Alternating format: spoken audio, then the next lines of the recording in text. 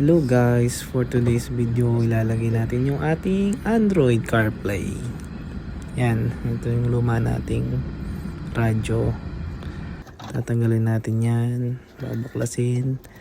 Tatanggalin natin yung mga clip sa likod, yung mga power source, tsaka yung tawag dun, yung para sa USB tsaka sa antena.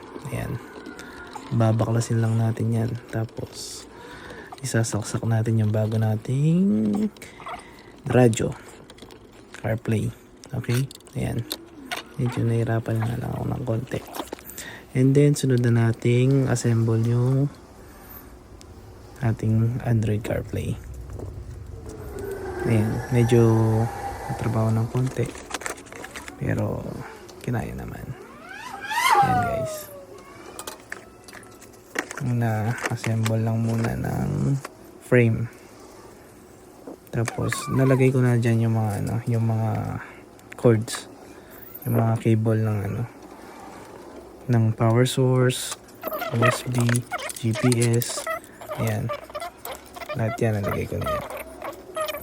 So ready to plug and play na lang yan after nyan. Ayan, tapos nilagay ko na yung bracket na yan. Pagkatapos nyan is tutornilyo na lang sa lalagayan sa pwesto. Okay,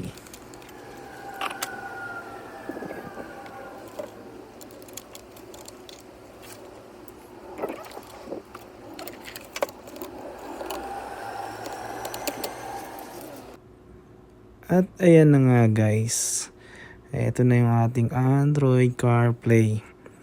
Yan na yung ating bagong radyo. Ayan, music, pause, maps. Ayan guys, meron na siyang built-in na mga music apps, mga YouTube, ayan, ganyan. Pero mas maganda is connect natin sa ating CarPlay. Siyempre, para automatic na siyang nagko-connect sa ating CarPlay. Basta pindutin lang natin yung CarLink. Ito. Ayan. Yung CarLink. Ayan. And then automatic. Nilitaw na yan. Yung Maps, Spotify, Messages, at Settings. Ayan. Yan, pili ng kanta ng Spotify or navigate ng Maps. Ayan, CarPlay na siya. And then yung sound on ng music. Alright, bye guys. Diba?